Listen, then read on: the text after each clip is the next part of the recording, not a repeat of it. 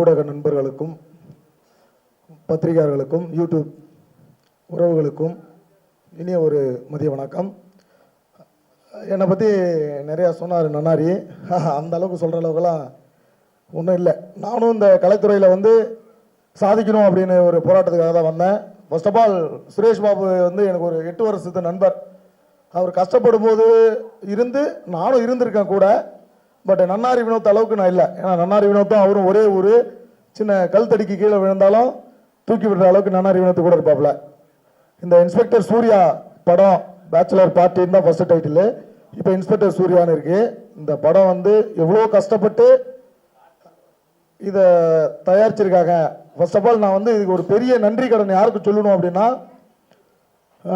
நண்பர்களாக கூட்டு முயற்சியில் ஆரம்பித்த இந்த திரைப்படம் இப்போ வந்து ஒரு பெரிய பேனர் கையில் போயிருக்கு. அப்படின்னா ஃபர்ஸ்ட் ஆஃப் ஆல் அந்த ப்ரொடியூசர் வடிவேலன் ஐயாவுக்கும் அதை ஒருங்கிணைப்பு செய்து கொண்டிருக்கின்ற அருமை ஐயா சிவசாமி ஐயாவுக்கு தான் நான் வந்து ஃபர்ஸ்ட் ஆஃப் ஆல் நன்றி சொல்லணும். அதுக்கப்புறமா பார்த்தீங்கன்னா இந்த படத்தை வந்து ஃபர்ஸ்ட் ஆஃப் ஆல் கதைக்கு சதீஷ் சுரேஷ் பாபு 2 பேரும் தான் இதை வந்து முதல்ல 2 பேரும் இந்த படத்தை இயக்கிறதுக்காக அரும்பாடுபட்டாங்க. அதுக்கு உறுதுணையாக இருந்தது நன்னாரி. திருவண்ணாமலையை பொறுத்தளவுக்கு அண்ணாமலையார் எல்லாருக்கும் எப்படி அனுகிரகம் கொடுக்குறாரோ அதுபோல எங்களுக்கும் ஒரு வாய்ப்பை கொடுத்து இந்த திரைப்படத்தில் நடிக்கிறதுக்கும் டைரக்ஷன் டீமில் ஒர்க் பண்ணுறதுக்கும் நிறைய வாய்ப்பு கொடுத்துருக்காங்க. இதில் திறம்பட எடிட்டர் நல்லா ஒர்க் பண்ணிருக்காரு, மியூசிக் டைரக்டர் நல்லா ஒர்க் பண்ணிருக்காரு. இந்த படத்தை வந்து திரையரங்கில் பாருங்கள். பெரிய பட்ஜெட் படம் சின்ன பட்ஜெட் படம்னு இல்லாமல் ஊடக நண்பர்கள் நீங்கள் தான் கொண்டு போயிட்டு இதை சேர்க்கணும். அது உங்கள் கையில் தான் இருக்குது. திரும்பவும் உங்களுக்கு ஒரு நன்றியை சொல்கிறேன். இந்த படத்தை கொண்டு போய் எந்த அளவுக்கு நீங்கள் சேர்க்க முடியுமோ அந்த அளவுக்கு தான். ஏன்னா சின்ன சின்ன படங்கள்லாம் பண்ணி இயக்குநர்கள் நிறைய பேர் வெளில வராமல் இருக்காங்க. எங்களை மாதிரி கஷ்டப்படுறவங்கள நீங்கள் மேலே தூக்கிட்டு வர்றது உங்கள் கையில் தான் இருக்குன்னு சொல்லி, அது மட்டும் இல்லாமல் இங்கே சீஃப் கெஸ்டாக வந்திருக்கிறது யாருன்னு பார்த்தீங்கன்னா, இரக்க குணத்திலேயே மிகவும் இரக்க குணம். அது அந்த கடவுளுக்குன்னு சொல்லுவாங்க. அந்த கடவுளுக்கு மேலே ஒரு இரக்க குணம் உள்ள ஒரு ஆர்டிஸ்ட்னு சொல்கிறதா, அவரை குணச்சித்திர நடிகர்னு சொல்கிறதா, இல்லை ஒரு மாமனிதன் சொல்கிறதான்னு எனக்கு தெரியல. கூல் சுரேஷ் அண்ணனை பொறுத்த அளவுக்கு தடுக்கி விழுந்த மனிதனை தூக்கி விடுவதை விட தடுக்கி விழாமல் இருப்பவனை தூக்கி விடுவதற்காக போராடி கொண்டு இருக்கக்கூடிய ஒரு மனிதர் அவர். அவரை பற்றி சொல்லணும்னா நிறையா இருக்குது. ஏன்னு கேட்டிங்கன்னா, ஒரு 2-3 வருஷத்துக்கு முன்னாடியே நான் அவர்கிட்ட ஃபோன் காலில் பேசியிருக்கேன். அப்போ பேசும்போதே நான் ஒரு பட்ஜெட்டில் ஒரு படம் பண்ண போனேன், நீங்கள் பண்ணணும் நான் நண்பா வா நண்பா பண்ணலாம் அப்படின்னு சொன்னார். ஏன்னா எந்த ஒரு நடிகனும் வா நண்பான்னு யாரையும் எடுத்த உடனே சொல்ல மாட்டாங்க. வா நண்பான்னு சொன்னார் இல்லையா, அப்போ வந்து அவர் நண்பா தான். இருந்தாலும் கூல் சுரேஷ் அண்ணன் நிறைய உதவிகள் பண்ணிட்டு இருக்காரு. ஒரு மாஸ்டர் ஸ்டன் மாஸ்டர் சொன்ன மாதிரி அவர் வந்து ஒரு சீஃப் கெஸ்டாகவே பயன்படுத்தாமல் அவர் நிறைய குணச்சித்திர நடிகராகவும் இல்லாமல் ஒரு நல்ல கேரக்டர் கொடுத்து நல்ல படத்தில் நடிக்க வைக்கிறதுக்கு என்னுடைய அடுத்த படம் அவரை வச்சு தான் நான் இயக்க போகிறேன்றதை இந்த மேடையில் சொல்லி நன்றி கூறி விடைபெறுகிறேன். நன்றி, வணக்கம். சூப்பர் சூப்பர் நண்பா, ரொம்ப சந்தோஷம். அதாவது இப்போ அடுத்து நான் கூப்பிட போகிற நபர், அவருக்கு இன்ட்ரோவே தேவையில்லை. ஏன்னா அவர் தான் எல்லாமே. இன்ட்ரோ அப்படின்னு ஒன்றுனா அதுக்கு அந்த மனிதர் தான். வரவேற்றலாமா? கொஞ்சம் கை தட்டுங்களேன். எப்பயுமே அவர் கேட்பாரு, இந்த வாட்டி நான் கேட்டேன். இந்த இன்ஸ்பெக்டர் சூர்யா பேச்சுலர் பார்ட்டி திரைப்படத்திற்கு சிறப்பு அழைப்பாளர்களாக வந்து மீண்டும் நிகழ்ச்சியை சிறப்பாக வழிநடத்தி கொண்டிருக்கும் அனைத்து நல்லுள்ளங்களுக்கும் என்னுடைய நன்றியையும் படக்குழு சார்பாக நன்றியை தெரிவித்துக் கொள்கிறேன். இப்பொழுது அண்ணன் சிறப்பு அழைப்பாளர், யூடியூப் நாயகன், நடிகர், முப்பெரும் கலைஞன், அவர் நடிக்காத சீனியர் நடிகர்கள் கூட நடிக்காத நடிகர்களே இல்லை. இன்றைக்கும் சின்ன குழந்தை முதல் பெரியவங்க வர அவர் கூட நடிக்க காத்துட்டு இருக்காங்க. அண்ணன் கூட நானும் நடிக்க காத்துட்டு இருக்கேன். ராஜேஷ் சார் சொன்னார் இல்லைங்களா, அதில் ஒரு உண்மை இருக்குது.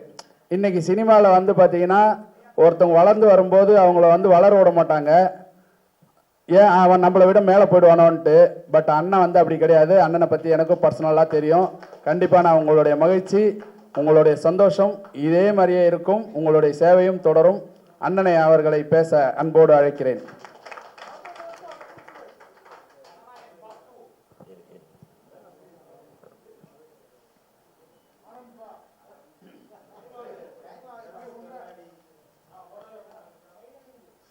மேடையில் அமர்ந்திருக்கும் அனைவருக்கும் வணக்கம். பத்திரிகை நண்பர்கள், ஊடக நண்பர்கள், இணையதள நண்பர்கள், பிஆர்ஓ பாலன் சார் அனைவருக்கும் வணக்கம். மேடையில் பேசி கைத்தட்டல் வாங்குற அளவுக்கு நான் பெரிய பேச்சாளர் இல்லை, அதனால் தயவு செஞ்சு நீங்களே ஒரு தடவை கைத்தட்டிடுங்க. இந்த கைத்தட்டல்கள் அனைத்தும் இன்ஸ்பெக்டர் சூர்யா அந்த டீமுக்கு தான் போய் சேரும். இன்ஸ்பெக்டர் சூர்யா அப்படின்னு சொன்ன உடனே நீங்களாம் நினைப்பீங்க இது ஏதோ ஒரு போலீஸ் சம்மந்தப்பட்ட கதை அப்படின்னு. ஆனால் இதில் போலீஸும் சம்மந்தப்பட்ட கதை. இன்னைக்கு மக்களுக்கு ஒரு நல்ல ஒரு விழிப்புணர்வு ஒரு படம் கொடுக்கணும் அப்படின்னு தான் இந்த படத்தின் இயக்குனர் சுரேஷ் பாபு அவர்கள் இந்த கதையை தேர்ந்தெடுத்து அவரே கதாநாயகனாக நடித்து இயக்கியும் இருக்கார். ஸோ சுரேஷ் பாபு அவர்களுக்கு என் மனமார்ந்த வாழ்த்துக்கள். அதே மாதிரி இந்த படத்தின் கதாநாயகி 3 கதாநாயகின்னு சொன்னாங்க. ஒருத்தங்க மலையாளத்தில் பிஸியாக இருக்காங்க, இன்னொருத்தங்க தெலுங்கில் பிஸியாக இருக்காங்க, இன்னொருத்தங்க தான் இவங்க சோனியா தாஸ். எந்திரிச்சு ஒரு வணக்கம் சொல்லுமா. ஏன்னா இந்த படத்துக்கு அப்புறம் அவங்க பிஸி ஆயிடுவாங்க, எழுந்துக்க கூட மாட்டாங்க. ஸோ இருந்தாலும் இப்போவே ஒரு வணக்கம் சொல்லி உங்களுக்கு நன்றிகளையும் தெரிவித்துக் கொள்கிறாங்க. அதே மாதிரி படத்தின் தயாரிப்பாளர் வடிவேலு சார். வடிவேலு சாரை பற்றி இப்போ எல்லாம் அப்படியே எல்லாம் புகழ்ந்துட்டு இருந்தாங்க. நான் ஒரே வார்த்தை தாங்க சொல்கிறேன், உண்மையிலேயே அவரை பார்க்கும்போதே தெரியுது அந்த வெள்ளை சட்டைக்கு வெள்ளை பேண்ட்டுக்கு உண்மையிலேயே அவருடைய மனதும் வெள்ளையாக தான் இருக்கும். அதை விட இன்னொரு முக்கியமான விஷயம், அவர் கருப்பாக இருக்கிறாரு. எனக்கு ஒரு டாக்டர் சொன்னார், சார் கருப்பாக இருக்கிறவங்களோட மனசு வெள்ளையாக தான் சார் இருக்கும் அப்படின்னு. ஸோ அதற்கு உதாரணம் நம்ம வடிவேலு சார் அப்படின்னு நினைக்கிறான். இப்போ கூட பாருங்க, அவர் சிரிக்கும் போது கூட பல்லு கூட வெள்ளையாக தாங்க தெரியுது. இந்த இவர் சிரிச்சாக்க பல்லு மஞ்சளாக இருக்கும், இந்த அவர் சிரிச்சாக்க பல்லு வந்து அந்த அந்த கரை படிஞ்சு அந்த வெத்தல் பாக்கெல்லாம் போடுமா அந்த ஒரு கரையாக இருக்கு. ஆனால் வடிவேலு சார் சிரிக்கும் போது பார்த்தீங்களா அந்த பல்லு எல்லாமே வெள்ளையாக தான் இருக்குது. அது அந்த தம்பி சிரிச்சாக்க பல்லுலாம் கருப்பாக இருக்கும், சொத்த பல்லு, சாக்லேட் தின்றுருப்பாங்க. ஆனால் வடிவேலு சாரோட மனசு மாதிரியே, அவரோட சட்டை பேண்ட்டு மாதிரியே அவரோட மனசும் வெள்ளையாக தான் இருக்கும். அதனால் உங்களுக்கு என் மனமார்ந்த வாழ்த்துக்கள். பேசும்போது வடிவேலு சார் ஒரு வார்த்தை ஒன்று சொன்னார், இந்த படம் இன்ஸ்பெக்டர் சூர்யா படம் வெற்றி பெறுவதற்கு என்னென்ன சப்போர்ட் பண்ணணுமோ நான் பண்ணுவேன் அப்படின்னு சொல்லி சொன்னார். என்னென்ன உதவி வேணுமோ அதை நான் பண்ணுவேன்னு சொன்னார். எனக்கு கொஞ்சம் பணம் கொடுத்தீங்கன்னாக்கா இந்த படத்தை நான் வெற்றி படமாக ஆக்கிடுவேன் சார். இது வந்து நான் பணத்துக்காக அப்படின்னு சொல்ல வரல, அவரோட குணத்துக்காக சொல்ல வரேன். ஏன்னா இன்ஸ்பெக்டர் சூர்யா அப்படின்னாலே எல்லாருக்கும் டக்குன்னு நம்ம சிங்கம் சூர்யா தான் ஞாபகம் வரும். ஸோ அந்த மாதிரி இந்த இன்ஸ்பெக்டர் சூர்யா படம் மிகப்பெரிய வெற்றி அடையும். அதே மாதிரி பிஆர் சிவசாமி சார் அவங்க பேசும்போது ரொம்ப ஒரு அனுபவம் வாய்ந்த ஒரு மனிதராக பேசிகிட்டே இருந்தாங்க. எனக்கு தெரிஞ்சு அவர் அரசியலில் இருக்காங்களா நான் தெரியல, ஆனால் அவர் பேசும்போது அவர் மனசில் உள்ள வார்த்தைகள், ஏன்னா இங்கே ஷூட்டிங் ஸ்பாட்டில் பட்ட கஷ்டங்கள் எல்லாமே இங்கே வந்து அப்படியே வெளிப்படையாக சொல்லிட்டு இருந்தார். அது மட்டும் இல்லை, அவர் காலையில் நல்லா ஃபுல்லாக சாப்பிட்டுட்டு வந்திருப்பார்னு நினைக்கிறேன், அதனால் நல்லா தம் பிடிச்சி பேசினார். நான் காலையிலேருந்து சாப்பிடவே இல்லை, எப்படா 1 மணி ஆகும் சோறு போடுவாங்கன்னு நான் வெயிட் பண்ணிட்டு இருந்தேன். ஏன்னா என்னை அழைக்கும் போதே சொன்னாங்க, சிவசாமி சார் சொன்னார் இந்த மாதிரி மதியம் விருந்தும் தயார் பண்ணியிருக்கு அப்படின்னு. ஸோ அவருக்கு என் மனமார்ந்த வாழ்த்துக்கள். அதே மாதிரி கடந்த 3 நாட்களாக இயக்குனர் ரங்கா அவர்கள், சார் காலையில் இத்தனை மணிக்கு நிகழ்ச்சி, இங்கே வந்துருங்க, அங்கே வந்துருங்க, இந்த ட்ரெஸ்ஸு போடணும், காஸ்டியூம் வந்து போலீஸ் காஸ்டியூம் வேணும், அது நீங்கள் எடுக்கிறீங்களா இல்லை நான் எடுத்துருவா, ஏன்னா இது வந்து இன்னொருத்தரோட படம் அப்படின்னு நினைக்காம என் நண்பனோட படம், சுரேஷ் பாபுக்கு சப்போர்ட் பண்ணணும் அப்படின்ற ஒரு எண்ணத்தில் இந்த இயக்குனர் ரங்கா அவர்களுக்கு என் மனமார்ந்த நன்றிகளை தெரிவித்துக் கொள்கிறேன். அதே மாதிரி க்ரௌடு ஃபண்டு அப்படின்னு சொல்லி சொன்னாங்க. உண்மையிலே இவ்வளோ க்ரௌடு இருக்கும்போது அதை பற்றி கவலைப்படவே தேவை. ஃபர்ஸ்ட் லுக்கே இவ்வளோ க்ரௌடுனா எனக்கு தெரிஞ்சு ஆடியோ ரிலீஸ் வந்து நேரு ஸ்டேடியத்தில் தான் வைப்பாங்கன்னு நினைக்கிறேன். அப்படி ஒரு கூட்டம் வந்து கண்டிப்பாக சேரத்தான் போகுது. ஸோ இந்த டீமுக்கு என் மனமார்ந்த வாழ்த்துக்கள். நீங்கள் காங்கிரஸில் இருக்கீங்களா இல்லை காமராஜரை பர்டிகுலராக சொல்கிறீங்க? ஓ அப்படிங்களா, சூப்பர். சார் விருப்பப்பட்ட மாதிரி காமராஜர் ஹால்லே கூட அதை வச்சிடலாம். அதே மாதிரி ஃபைட் மாஸ்டர் அசால்ட்டு மதுரை, நான் அவர் கூட ஒர்க் பண்ணியிருக்கேன். உண்மையிலேயே அது சின்ன படமாக இருந்தாலும் சரி, பெரிய படமாக இருந்தாலும் சரி, அந்த படம் மிகப்பெரிய வெற்றி அடையணும். அதாவது அவரோட ஃபைட் மட்டும் பேசினா பத்தாது, படமே பேசப்படணும் அப்படின்னு சொல்லி அவ்வளவு எறும்பை விட ரொம்ப சுறுசுறுப்பாக அவர் வந்து ஒர்க் பண்ணிகிட்டே இருப்பார். அவர் இந்த படத்துக்கு ஃபைட் மாஸ்டராக வந்ததில் ரொம்ப சந்தோஷம். நன்றி நன்றி மாஸ்டர். அதே மாதிரி நன்னாரி இவருக்கு என் மனமார்ந்த வாழ்த்துக்கள். ஏன்னா நான் இந்த நிகழ்ச்சிக்கு வரனா இல்லையான்னு நான் சொல்லவே இல்லை.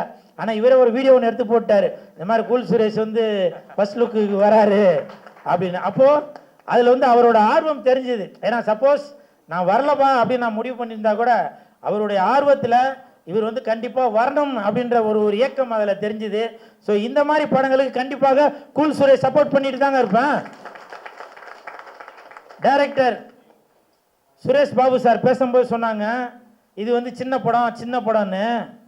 சின்ன படத்துக்கு சப்போர்ட் பண்ண வந்த கூல் சுரேஷுக்கு நன்றி அப்படின்னு சொன்னாங்க.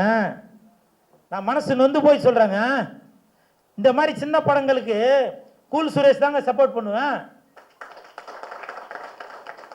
ஏன் தெரியுங்களா? பெரிய படங்களுக்கு உங்களுக்கு சப்போர்ட் பண்றதுக்கு டைரக்டர் மிஸ்கின் சார் இருக்காரு. பெரிய படங்களுக்கு சப்போர்ட் பண்றதுக்கு ரஞ்சித் சார் இருக்காரு. பெரிய படங்களுக்கு சப்போர்ட் பண்றதுக்கு வெற்றிமாறன் சார் இருக்காரு. ஆனா எங்களை மாதிரி சின்ன படங்களுக்கு கூல் சுரேஷ் மாதிரி சார் தானங்க சப்போர்ட் பண்ண முடியும். யோசிச்சு பாருங்க, கோடியில பணம் இருந்துச்சுன்னா ஆடியோ ரிலீஸ் அப்போ கூட வெளியில 5 கேரவன் வச்சிருப்பாங்க. ஸ்டேஜில் பாட போற பாடகிக்கு கூட கேரவன் கொடுத்து அவங்களுக்கு ஒரு காஸ்டியூம் கொடுத்து அப்படிலாம் பண்ணுவாங்க. ஆனா இந்த மாதிரி இன்ஸ்பெக்டர் சூர்யா அப்படின்ற மாதிரி படத்துக்கு இன்ஸ்பெக்டர் வேஷத்தில் வந்திருக்க இந்த கூல் சுரேஷ் தாங்க சப்போர்ட் பண்ணுவான். இப்ப கூட இந்த படத்தோட பேரு இன்ஸ்பெக்டர் சூர்யா. இந்த படத்தோட பேரு இன்ஸ்பெக்டர் சூர்யா. அந்த இன்ஸ்பெக்டர் வேஷத்துல தான் வரணும். என்ன கூப்பிட்ட இந்த தயாரிப்பாளருக்கும் இயக்குனருக்கும் இந்த படத்தை பத்தி வெளியில தெரியணும் என்பதற்காக நான் இன்ஸ்பெக்டர் வேஷத்துல வந்தேன். நீங்க மிஸ்கின் சாரை கூப்பிட்டீங்கன்னா அவர் இன்ஸ்பெக்டர் வேஷத்துல வருவாரா? ரஞ்சித் சாரை கூப்பிட்டீங்கன்னா அவர் இன்ஸ்பெக்டர் வேஷத்துல வருவாரா? வெற்றிமாறன் சாரை கூப்பிட்டீங்கன்னா அவர் இன்ஸ்பெக்டர் வேஷத்துல வருவாரா? வந்து சொல்லுவாங்க, என் மச்சான் கலக்கிட்டான், என் தம்பி ஜெயிச்சுட்டான், இவன் அதை பண்ணிட்டான் இதை பண்ணிட்டான்னு ஸ்டேஜில் பேசுவீங்க. ஆனா இந்த இன்ஸ்பெக்டர் சூர்யா மாதிரி படத்தை பத்தி அது வெளியில தெரியாது. நீங்க என்ன சொல்லுவீங்க?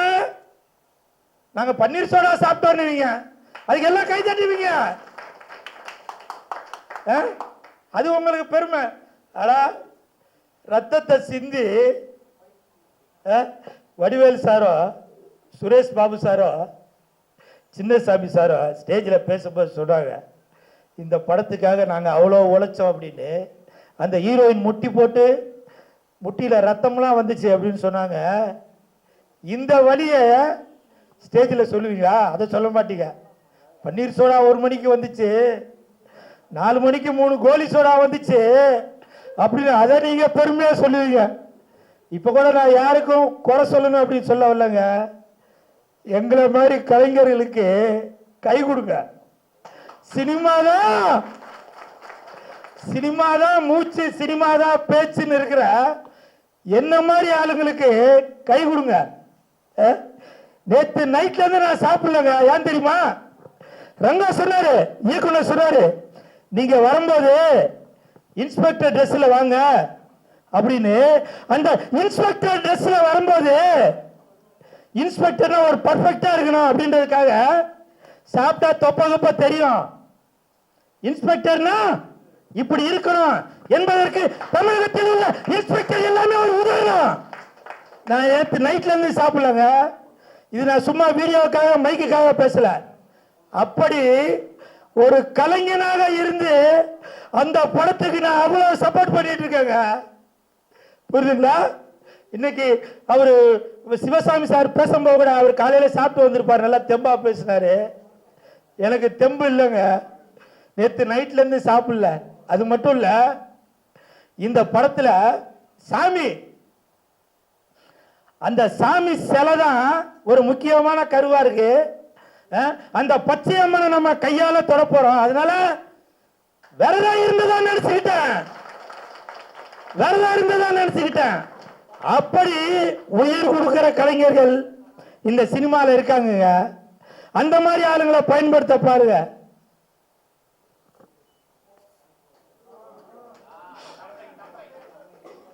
இப்ப கூட இந்த நான் Dress போட்டு வந்திருக்கேன்ல, இந்த படத்தை பெருமைப்படுத்தணும் அப்படின்றதுக்காக தான். அடுத்த வாரம் என் நண்பன் சுனில் கண்ணனுக்கு 13ஆம் தேதி கல்யாணம். அவன் ஒரு சமையல் கலைஞன் திருவள்ளூர்ல. அவனோட கல்யாணத்துக்கு போகும்போது அந்த செஃப் ட்ரெஸ்ல தான் போவேன். ஒரு கலைஞனாக்க அந்த அந்த கலைஞனுக்கான மரியாதை என்னவோ அது வழியா தாங்க நான் பண்ண முடியும்.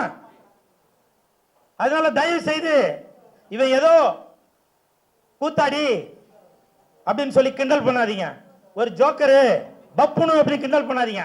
இப்பவும் சொல்றாங்க பப்புன்னு சொல்றீங்கல்ல, அந்த பப்புன் ஒரு மேடை நிகழ்ச்சியில அந்த பப்புன் ஹீரோ வரலன்னா அந்த பப்புனால ஹீரோ வேஷம் போட முடியும். அந்த பப்புன் ஹீரோயின் வரலன்னா ஹீரோயின் வேஷம் போட முடியும். ஆனா அந்த மேடையில ஹீரோ ஒரு பப்புன் வேஷம் போட முடியுமா? ஒரு ஹீரோயின் வேஷம் போட முடியுமா? அப்படி எல்லாம் கலந்ததாங்க கலைஞன். அப்படி ஒரு கலைஞன் தான் இந்த ரங்கா, இவரு சுரேஷ், இப்படி பல பேர் இருக்கிறோம் இந்த இண்டஸ்ட்ரியில. சரி, எமோஷனலா ஏன் பேசிக்கிட்டு. அது மட்டும் இல்ல, இந்த படத்துல குடிக்க கூடாது அப்படின்ற ஒரு கருத்தை இயக்குனர் அவர்கள் கொடுத்திருக்காங்க. சார், உண்மையிலேயே இந்த படம் பார்த்ததுக்கு அப்புறம் நிறைய பேர் குடிக்க மாட்டாங்க. அதற்கு காரணம் இயக்குனர் சுரேஷ் பாபு மட்டும் இல்ல, மாண்புமிகு தமிழக முதலமைச்சர் விஜய் சார் தான். இன்னைக்கு போதை இல்லாத தமிழகமாக தமிழ்நாட்டை மாற்றிக்கொண்டு வருகிறார் தமிழக முதலமைச்சர் மாண்புமிகு விஜய் சார் அவர்கள். ஆனா நீங்க அவரோட ஆட்சியை குறை சொல்லணும் என்பதற்காக, கவுக்கணும் என்பதற்காக நீங்க வாலண்டியா ஒரு செல்போன் எடுத்துட்டு போய் ஒயின் ஷாப் வாசல்ல நின்று என்ன நீ எக்ஸ்ட்ரா 10 ரூபா வாங்குற, என்ன எக்ஸ்ட்ரா 20 ரூபா வாங்குற அப்படின்னு சொல்லி நீங்க அதே ட்விஸ்ட் பண்ணிட்டு இருக்கீங்களே. நான் இப்ப சொல்றேங்க, நீங்க சாப்பிடுறீங்கல சோறு, அந்த சோறு வேகறதுக்கு அடுப்பு எரியணும், அந்த அடுப்பு எரியறதுக்கு சிலிண்டர் வாங்கணும், அந்த சிலிண்டர் வாங்குறதுக்கு 50 ரூபா வாங்குறாங்க. 50 ரூபீஸ் 50 ரூபா வாங்குறாங்க சிலிண்டருக்கு. எடுத்துட்டு வந்து போட்டாங்க. அதை பத்தி இது வரைக்கும் யாருன்னா வீடியோ போட்டிருப்பீங்களா? சாப்பிடுற சோறு, அந்த சோறுக்கு 50 ரூபா வாங்குறாங்க. ஆனால் நீங்க குடிச்சு உங்க கிட்னி ஃபெயிலியரா போறதுக்கு, சாவுறதுக்கு, அதுக்கு நீங்க 10 ரூபா கொடுக்குற 20 ரூபா கொடுக்காத வீடியோ போட்டு வர காட்டுறீங்களே. இது எந்த தங்கச்சி தட்டுக்கு தங்கச்சி,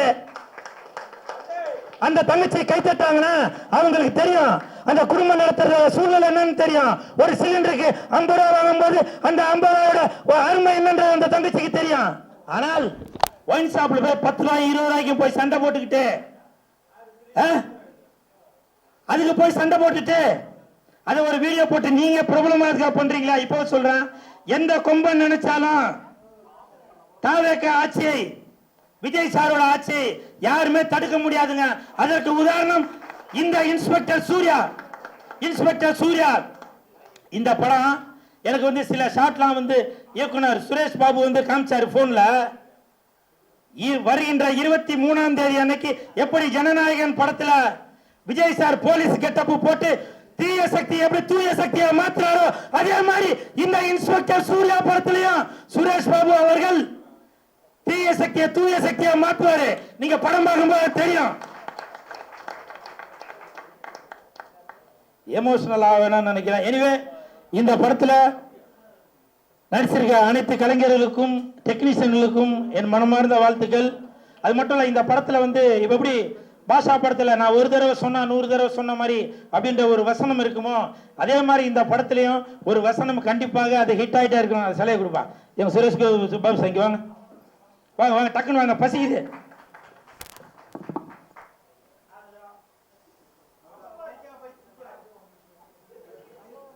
யார் அந்த தீய சக்தி? இந்த படத்துல இன்ஸ்பெக்டர் சூர்யா படத்துல சுரேஷ் பாபு அவர்கள் இந்த இன்ஸ்பெக்டர் வேஷத்தில் இந்த சிலை கடத்தல் இதை பற்றி தான் ஒரு கதை சொல்லியிருக்காரு. ஸோ இவருக்கு இந்த நேரத்தில் இந்த சிலையை பரிசாக கொடுக்கிறேன்.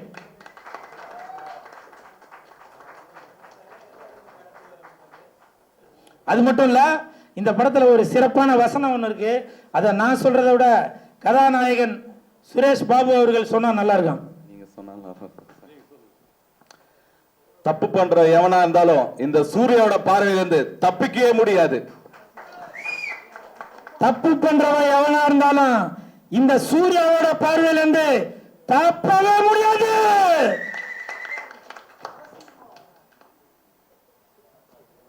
Super super.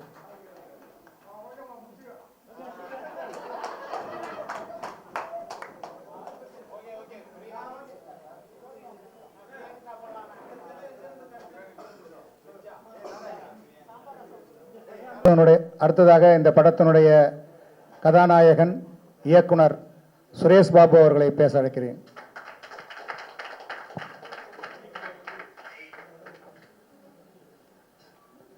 எல்லாருக்கும் முதல்ல வணக்கத்தை தெரிவிச்சுக்கிறேன். குறிப்பா பத்திரிகை நண்பர்களுக்கு எல்லாரும் சேர்ந்து ஒரு பெரிய கிளாப் கொடுத்துடலாம். ஏன்னா அவங்க தான் வந்து பார்த்தீங்கன்னா நம்ம படத்தை பெரிய லெவலில் எடுத்துட்டு போக போறாங்க. இன்னைக்கு ஒரு சின்ன படமா இருந்தாலும் கூப்பிட்ட வார்த்தைக்கு இத்தனை பத்திரிகை நண்பர்கள், யூடியூப் சேனல், பத்திரிகை செய்தியாளர்கள் எல்லாரும் வந்து இந்த ஒரு சின்ன படத்தை ஊக்குவிக்கணும் வந்திருக்கீங்க. அதுக்கு என்னுடைய மனமார்ந்த உங்கள் பொற்பாதங்களை தொட்டு நான் வணங்கி நன்றியை தெரிவிச்சுக்கிறேன். அதுக்கப்புறம் நம்ம டீம்ல இருந்து வந்த எல்லாருக்கும் நிறைய வேலை இருக்கு. எல்லாருக்கும் அதை விட்டுட்டு நம்ம இந்த படத்துக்காக வரணும், இந்த படத்துக்காக வந்து நிக்கணும்னு சொல்லிட்டு வந்த உங்க எல்லாருக்கும் முதற்கண் என்னுடைய நன்றியை தெரிவிச்சுக்கிறேன். அதுக்கப்புறம் மேடையில் உட்காந்துட்டு இருக்கிற விஐபிஸ், குறிப்பா நம்ம கூல் சுரேஷ் சார் வந்து அவருக்கு மிகப்பெரிய ஒரு கிளாப் பண்ணிடலாம். இன்னைக்கு அவர் தான் இன்ஸ்பெக்டர் சூர்யா. ஆக்சுவலா அவரும் ஷூட்டிங் விட்டுட்டு தான் வந்திருக்காரு. நம்ம கூட்ட வார்த்தை ஒரு சின்ன படம் அப்படி நினைக்காம நம்ம கூப்பிட்ட அந்த ஒரு வார்த்தைக்கு நமக்கு மதிப்பு கொடுத்து, மரியாதை கொடுத்து, ரெஸ்பெக்ட் கொடுத்து வந்து நம்ம மேடையில் உட்காந்து ஒரு இன்ஸ்பெக்டர் சூர்யாவா வந்து உட்காந்து நம்ம இந்த ஸ்டேஜையே பெருமைப்படுத்தியிருக்காரு. எனக்கு அவர்கிட்ட எவ்வளோ நன்றியை சொன்னாலும் தகாது. அடுத்தது இந்த படம் பார்த்தீங்கன்னா அதுக்கு முன்னாடி ஒரு சின்ன ஒரு விஷயத்த சொல்லணும். ஒரு நாட்டோட முதுகெலும்பு அப்படின்னு சொன்னா விவசாயம். விவசாயம் இல்லைன்னா நாடு கிடையாது. அந்த விவசாயத்துக்கு ஒரு முதுகெலும்பு அப்படின்னு சொன்னா தண்ணி. தண்ணி தான். தண்ணி இல்லைன்னா விவசாயம் பண்ண முடியாது. அந்த தண்ணியை உருவாக்குற கிணத்து வேலை செய்யற சாதாரண ஒரு வீட்டில இருந்து வந்தவன் தான் நான். ஸோ நிறைய தொழில் செய்யற மக்கள் நம்ம நாட்டில் இருக்காங்க. அதுல குறிப்பா இந்த கிணத்து வேலை செய்யறவங்க பத்தி பெருசா எந்த பத்திரிகையிலும் எந்த நியூஸ் யூடியூப் சேனல்லாம் பார்த்துருக்க மாட்டீங்க பெருசா. ஏன்னா ஒரு விவசாயிக்கு ஏதோ ஒரு பிரச்சனை, விவசாயி தற்கொலை பண்ணிட்டா, கடன் கட்ட முடியாம தற்கொலை பண்ணிட்டாங்க, இல்ல ஏதாவது ஆபத்து ஆயிடுச்சுன்னா அது பெரிய நியூஸா வரும், இல்ல மற்ற எதுலான வரும். பட் கிணத்து வேலை செய்யறப்பையும் நிறைய ஆபத்து வருது. அதுல எல்லாம் விழுந்து நிறைய பேர் இறந்து இருக்கிறாங்க. அவங்கள பத்தி பெருசா இங்க தெரியாது. அப்போ நான் இன்னும் ஒரு 25 வருஷத்துக்கு முன்னாடி பார்த்தேன்னா, 25 வருஷத்துக்கு முன்னாடி பார்த்தீங்கன்னா எங்களுக்குன்னு ஒரு வீடு கிடையாது. நாங்க நாடோடிகள் மாதிரி. எங்க கிணத்து வேலை கிடைக்குதோ அங்க ஒரு குடிசை போட்டு அங்க உட்காந்து நாங்க வேலை செஞ்சுட்டு, அப்பா அம்மா தாத்தா இப்படிதான் இருந்தாங்க. நம்மளுக்குன்னு ஒரு அங்கீகாரம் கிடையாது. அப்படியே எங்க வேலை செய்யுதோ அப்படியே போயிட்டே இருப்போம். நாங்க எனக்கு கருத்து தெரிஞ்சு மாட்டு கொட்டாயில உட்காந்துட்டு பக்கத்துல மாடு சாணம் ஸ்மெல் இருக்கும், பக்கத்துலயே உட்காந்து சாப்பிட்டு இருக்கோம். நாங்க வீடு கிடையாது அப்போ. ஆனா அப்பா வந்து கஷ்டப்பட்டு நாம தான் இப்படி இருக்கோம், நம்ம சந்ததியோட இது முடிஞ்சிடணும், இதுக்கப்புறம் வந்து நம்ம புள்ள வந்து கிணத்து வேலை செய்யக்கூடாதுன்னு அப்பா நினைச்சாரு. அப்பா சொன்ன வார்த்தைய அம்மா தான் சாதிச்சு காட்டினாங்க. என்னை படிக்க வச்சாங்க. முதல்ல எங்க ஆளுங்கள்ல 10வது படிச்ச ஆள் நான் தான். 10வது படிச்ச ஆள் நான் தான். அப்பா சொல்லிட்டு அப்பா சாமி கிட்ட போயிட்டாரு. 22 வருஷம் ஆகுது. அப்பா சொன்ன வார்த்தையை புள்ளைய நல்லா படிக்க வச்சு கிணத்து வேலை செய்யக்கூடாது அப்படின்னு சொல்லி அம்மா கிட்ட சொன்ன வார்த்தையை அம்மா வந்து ஒரு தாய் தான் இருந்து இது எல்லாத்தையும் சாதிச்சு காட்டுங்க. ஒரே ஒரு பெண்மணி தான், சப்போர்ட்டுக்கு யாருமே கிடையாது. படிக்க வச்சு 10ஆவதுல ஒரு நல்ல ஃபர்ஸ்ட் ரேங்க் தான் எடுப்பேன். நான் ஃபர்ஸ்ட் ரேங்க் ஹோல்டர் நான் ஆக்சுவலா. அதுக்கு மேல ஆனால் படிக்க முடியல, குடும்ப சூழ்நிலை படிக்க முடியல. ஒரு படிக்கணும்னா ஒரு இடத்துல தாங்கணும். இப்ப நாடோடிகள் படிக்க முடியாது, ஒரு ஊரா போயிட்டே இருப்பாங்க. பட் படிக்கணும்னா ஒரு வீடு எடுக்கணும். வீடு எடுக்கணும்னா ஒரு ஸ்கூல் இருக்கிற இடமா பார்க்கணும். அப்போ பவித்ரன்ற கிராமத்துல அங்க ஸ்கூல் பக்கத்துல இருக்கிறதால ஒரு வீடு வாங்கி கொடுத்தாரு அப்பா. அந்த வீட்டுல இருந்து தான் படிச்சேன். அதுக்கப்புறம் ஒரு மொபைல் ஷாப் ஸ்டுடியோ வச்சேன். அப்புறம் எனக்கு டான்ஸ்ல கொஞ்சம் இன்ட்ரெஸ்ட், நிறைய ஸ்கூலுக்கு வந்து டான்ஸ் மாஸ்டரா இருந்தேன். கவர்மெண்ட் ஸ்கூலுக்குலாம் டான்ஸ் மாஸ்டரா இருந்தேன். அதுக்கப்புறம் படிப்படியா நான் டான்ஸ் பண்றதை பார்த்து நிறைய வாய்ப்பு வந்துச்சு. நிறைய ஸ்கூல்ல வந்து டான்ஸ் கற்றுக் கொடுக்க எனக்கு வாய்ப்பு கிடைச்சிச்சு. அப்போ நிறைய பேர் சொன்னாங்க, நீங்க ஏன் சினிமாவில் ட்ரை பண்ணக்கூடாதுன்னு சொன்னாங்க.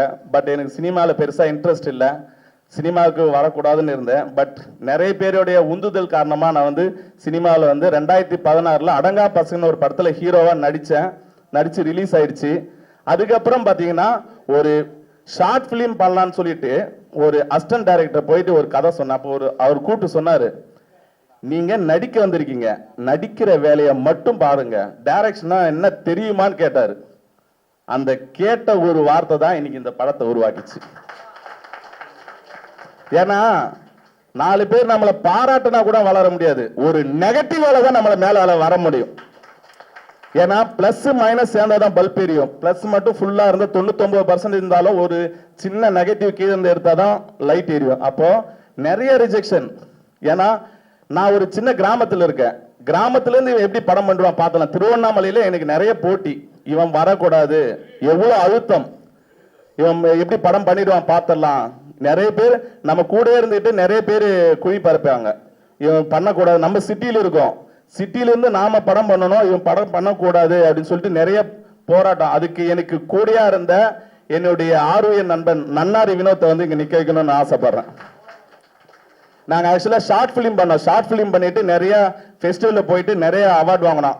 அப்ப நான் சொன்னேன், ஷார்ட் பிலிம் இப்படிதான் நின்றுட்டு ஒரு ஸ்டேஜ்ல சொன்னேன், எனக்கு நன்னாரி வினோத் என் நண்பன் மாதிரி ஒரு 4 பேர் இருந்தா நான் படத்தை எடுத்து காட்டுறேன்னு சொன்னேன். ஷார்ட் பிலிம் இப்பவும் நான் யூடியூப்ல சர்ச் பண்ணா இருக்கும். இன்னைக்கு இப்பவும் கூட நிக்கிறேன். ஆனா எங்க 2 பேரும் பிரிக்கிறதுக்கு கிட்டத்தட்ட எவ்வளவு பேர் முயற்சி பண்ணாங்க, ஒண்ணுமே பண்ண முடியல. இப்பவும் நாங்க நிக்கிறோம். நேத்து 12-1 மணி வரைக்கும் கிட்டத்தட்ட 1 வாரமே எங்களுக்கு தூக்கம் இல்லை. எனக்கும் உடம்பு சரியில்லை, சளி பிடிச்சிட்டு இப்ப கூட என்னால பேச முடியல, தலைவலி.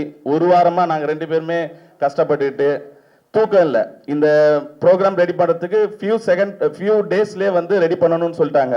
அப்போ என்ன பண்றதுன்னு தெரியல. இந்த குறிப்பிட்ட நாள்ல எல்லாத்தையும் ரெடி பண்ணி எல்லாத்தையும் முடிச்சு இன்னைக்கு இங்க நிக்கிற வரைக்கும் நாங்க ஓடிட்டே தான். அந்த நைட்ல தூங்கல சரியா.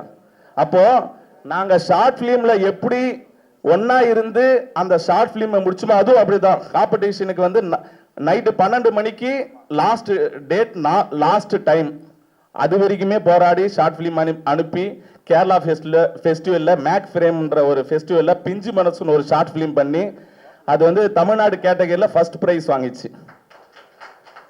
International festival make frame. அதுல வந்து 2வது பிரைஸ் மலேசியால இருந்து ஒரு லேடி டைரக்டர் திராட்சைன்னு ஒருத்தர் வாங்கினாங்க. நாங்க ஃபர்ஸ்ட் பிரைஸ் வாங்கினோம். அதுல பெருசா வந்து நாங்க எதுவுமே செலவு பண்ணல, ஒரு 0 இன்வெஸ்ட்மெண்ட்ல நாங்க அந்த அவார்ட் வாங்கினோம்.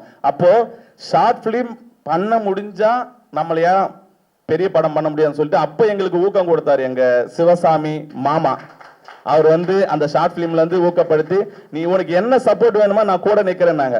மோஸ்ட் இம்பார்ட்டன்ட் பீப்புள்ஸ் எல்லாம் நிறைய விஐபி எல்லாம் வந்து எங்களுக்கு ஆதரவு கொடுத்தாங்க. நெய்வேலியில இருந்து ஜீவ் பாஸ்கர் சார், நிறைய பேர், எத்தனை பேர் சொல்லலாம். அவர்லாம் எனக்கு நெய்வேலி எங்க இருக்கு, திருவண்ணாமலை எங்க இருக்கு, எனக்காகலாம் வந்து நின்னாங்க, ஆரம்பிச்சு விட்டாங்க. எங்க சித்தப்பாங்கெல்லாம் இருக்காங்க, தேவேந்திரன் சித்தப்பா, முத்து சாரு, சேட்டு சித்தப்பா, என் சகல வந்திருக்காரு. எல்லாருமே இது போல பேர் சொல்லணும்னா எவ்வளவு பேர் சொல்லலாம். இதுக்கு முக்கியமான காரணமா நாங்க வந்து கேட்டப்போ நடராஜ் சார்லாம் வந்து எங்களுக்கு ஒரு தங்கறதுக்கு இடம் கொடுங்கன்னு சொல்லிட்டு கேட்டோம். 10 நாள், அவர் சொன்ன மாதிரி 10 நாள் 15 நாள் தான் கேட்டோம். ஆனா கிட்டத்தட்ட ரொம்ப நாள், 45 நாள் கிட்ட நாங்க அவர்கிட்ட யூஸ் பண்ணோம். அவர் எந்த முகசுழிப்பு இல்லாம எங்களுக்கு கூட இருந்து சப்போர்ட் பண்ணி இன்னைக்கு ஒரு படமா வந்திருக்கு. இந்த படத்தை பத்தி நான் எதுவுமே சொல்லல. நான் இது வரைக்கும் பேசினேன், படத்துடைய கதையை எதுவுமே சொல்லலை. மக்களாகிய நீங்கள் தான் இந்த படத்தை பார்த்துட்டு எப்படி இருக்குன்றத சொல்லணும். நான் வந்து இது வரைக்கும் உலக வரலாற்றிலே வராத படத்தை நான் எடுத்திருக்கேன்லாம் சொல்ல மாட்டேன். ஏன்னா எல்லா கதையும் எம்ஜிஆர் காலத்திலும் ரஜினி காலத்திலையும் விஜய் காலத்திலையும் பண்ணிட்டாங்க.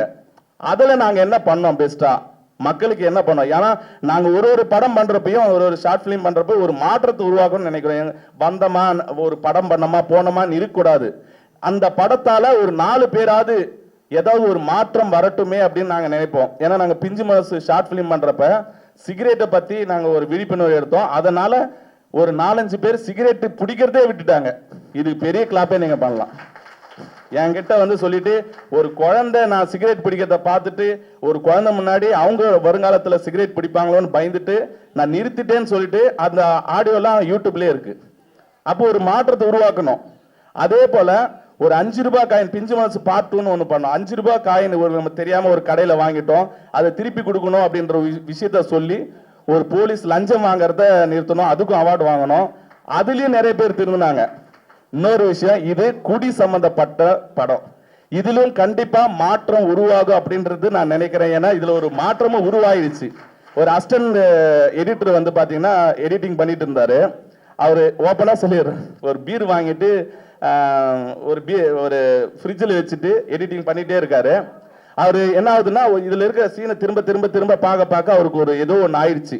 அந்த பீரை ஒரு 3-4 நாள் தொடவே இல்லையா, குடிக்கலான்னு போறாராம், திறக்கிறாராம், தொட முடியலையா. என்ன வந்து சொல்ல, ஆனா எனக்கு ஒரு மாதிரியா அப்செட் ஆயிடுச்சு அந்த சீன் எல்லாம் பார்த்துட்டு, இப்படி குடிக்கணுமா அப்படின்னு சொல்லிட்டு அது திறக்கிறேன் மூடுறான அந்த பீர் எடுத்து குடிக்கலாம் அப்படின்னு சொன்னான். எனக்கு அப்போ மெய் சிலுத்துச்சு எனக்கு. அப்போ ஒரு சாதாரண ஒரு எடிட்டட் வேர்ஷன் படம் பார்த்துட்டே ஒரு மாற்றம் உருவாக தொடங்குதுன்னா அதுவும் அவர் சொல்றாரு, சரி யார்ட்டையாவது கொடுத்தலான்னு பார்த்தாலும் அதுவும் தப்பாயிருமே, நம்மளால ஒருத்தருக்கு வந்து குடியை உருவாக்கின மாதிரி ஆயிடுமேன்னு சொல்லிட்டு யாருக்கும் கொடுக்கலனா அப்ப என்னதான்ப்பா பண்ண, அது உடைச்சிட்டுனா. அதுதான் என்னோட படத்துக்கு கிடைச்ச முதல் வெற்றி. அப்போ நாளைக்கு இந்த படம் ரிலீஸ் ஆயிடுச்சுன்னா கண்டிப்பா ஒரு 4 பேர் திரும்பினா கூட நான் பண்ணதுக்கு ஒரு பெருமையா நினைக்கிறேன். 4 பேர் திரும்பினா போதும். இதுல டீ டோட்டல் இருக்கிறாங்க என் படத்துல. I am also teetotaller. Vinod நன்னாரி வினோத் ஆல்சோ டீ டோட்டலர். இங்க படத்திலே கிட்டத்தட்ட ஒரு 10 பேர் கிட்ட டீ டோட்டலர், எந்த கெட்ட பழக்கம் இல்லாத இருக்கும். ஸோ நான் இதுல ஒரு முக்கியமான விஷயத்த சொல்லிக்கிறேன். ஆடியோ லான்ச் பண்ணிட்ட பிறகு இந்த படத்துல இருக்கிற டீ டோட்டலரை மேலே ஏற்றி அவங்களுக்கு ஒரு சிறப்பு மரியாதை பண்ணணும்னு நான் முடிவு பண்ணியிருக்கேன்.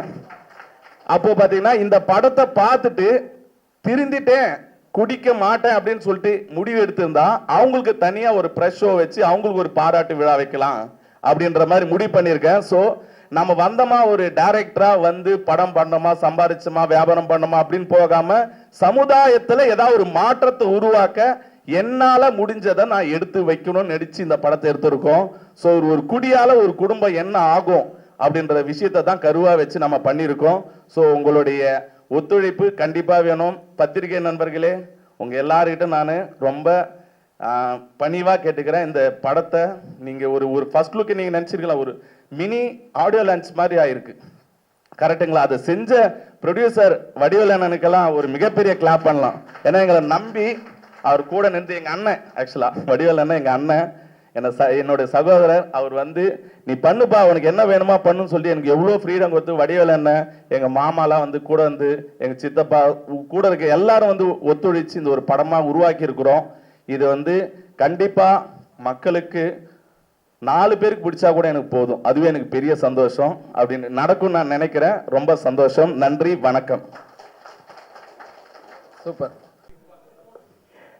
அனைவருக்கும்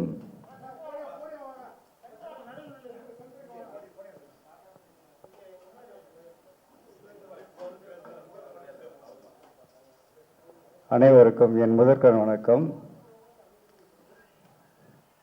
இந்த ஊடகங்களில் தான் இந்த படத்தை வெற்றி படமாக ஆக்கணும். அதுக்கு முன்னாடி இந்த படத்தோட சின்ன விஷயங்கள் தான். எங்களை வந்து மாமா சொன்ன மாதிரி கூப்பிட்டாரு சுரேஷ் தம்பி, நாங்கள் சினிமாவில் எங்களுக்கு செட் ஆகாதுப்பா, நிறைய தொழில் பண்ணுறோம் அப்படின்னா. ஆனால் அவர் நம்பி ஏன்னா வேற ஒருத்தரை நம்பி தான் இதில் ஆரம்பிச்சிட்டாங்க. அதில் 4 பேர், நன்னாரி வினோத்து, அவர் மொத்தம் 4 பேர் தான். அப்போ நடராஜ் சார் கூட இருந்தார். பூஜைக்கு தான் நாங்கள் போனோம். அவர் ஒரு குறிப்பிட்ட ஸ்டேஜ் வந்தோடனே இங்கே பாதி கால்வாசி படம் வந்துச்சு நினைக்கிறேன். ஒரு 25-30% படம் வந்தது எடுத்தது வந்து அவர் விலகி போயிட்டார். அதுக்கப்புறம் தான் நம்ம தலைவரும் பண்ணணுன்னாரு. அதேமாதிரி இது தம்பி வந்து நான் ஏதாவது சாதிக்கணும் அப்படின்ற வெறி அவருக்காக முழுக்க நான் உண்மையை சொன்னால் நம்ம டைரக்டருக்காக தான் நாங்கள் அதில் வந்தோம். உண்மையான விஷயம் அதுதான். அதனால் அதுக்கப்புறம் நான் சந்தோஷ் ஏற்கனவே வந்து எனக்கு கோயிலுக்கு ஒரு 3 சாங் பண்ணி கொடுத்துருக்காரு. அப்புறம் யார் மியூசிக் டைரக்டர்னு கேட்டேன். பூவரசனையும் கூப்பிட்டு ஒரு சாங் இங்கே பண்ணி கொடுப்பேன். எனக்கு கோயிலுக்கு 3 சாங் பண்ணி கொடுத்துருக்காரு. அப்புறம் இந்த கதையை கேட்ட உடனே என்னென்னா நிஜமாகவே எனக்கே நடந்த மாதிரி இருந்தது. அந்த ஸ்டோரி, கோயில் ஸ்டோரி வந்து ஒரிஜினலாக நான் கோயில் கட்டி அந்த இடத்துல என்னை கட்ட விடாமல் 8 வருஷம் கழிச்சு தான் திரும்பி அதை கட்டி கும்பாபிஷேகம் பண்ணேன். ஒரு 3-4 கோடி ஆச்சு. அதே மாதிரி இருந்தது, அதுவும் பிடிச்சிருந்தது. இது மட்டும் இல்லாமல் இதில் நடித்த நடிகர்கள் இந்த ரிவ்யூ பார்க்கும்போது பெஸ்ட்டு ஆக்டர்னா உண்மையை சொல்லுவேன் இந்த பாப்பா தான். ஏன்னா பக்கா அந்த சீன் வந்தாவே அழுகிற மாதிரி தான் இருக்கு. எல்லாருமே நல்லா நடிச்சிருக்காங்க. மாஸ்டர் கூட நிறைய சண்டை போட்டிருக்காரு. ஏன்னா மாஸ்டர் சொல்லனா கோச்சிக்குவார். அவர் அந்த ஃபைட் சீனில் இருக்கார். அண்ணனும் நிறைய உதவி பண்ணியிருக்காங்க. இவர் மட்டும் இல்லை, அங்கே நிறைய பேர் நிறைய உதவி பண்ணியிருக்காங்க. அனைத்து நண்பர்களுக்கும் எனக்கு மனமார்ந்த நன்றியை தெரிவிச்சுக்கிறேன். அதே மாதிரி இந்த படத்தில் வந்து நான் ஒரு சின்ன ஒரு கடுகு தான். இது முழு வேலையும் பார்த்தது தலைவர் தான். நான் பணம் கொடுத்தது மட்டும்தான். நான் மற்ற வேலைக்கெல்லாம் நான் போகல. நிறைய ரிஸ்க் எடுத்திருக்காரு. முழு நேரம் அங்கேயே உட்காந்து வேலை செய்கிறது. நான் கொஞ்சம் ஜாலியான ஆள், நான் போயிடுவேன். அவர் தான் முழு வேலையும் பார்த்துருக்காரு. இந்த பெருமை எல்லாம் அவருக்கு தான் சேரணும். இந்த படம் பெரிய வெற்றி படமாக அமைகிறதுக்கு இன்னும் நான் என்ன செய்யணுன்றது அவங்க சொன்னாங்கன்னா அதை நான் செஞ்சிருவேன். அதேமாரி ஆடியோ லான்ச்சுக்கு செலிபிரிட்டி வர வைக்கிறேன்னு இருக்காரு. அதையும் நான் 2-3 ட்ரிப் பேசியிருக்கேன். அதையும் வர வச்சிருவோம். இந்த மீடியா நண்பர்கள் தயவு செய்து உங்கள் அளவுக்கு எவ்வளோ எஃபெக்ட் போட்டு எங்களை காப்பாற்ற முடியுமோ காப்பாற்றி கொடுக்குமாறு அன்போடு வேண்டிக் கொள்கிறேன். எனக்கு வாய்ப்பு அளித்ததுக்கு நன்றி.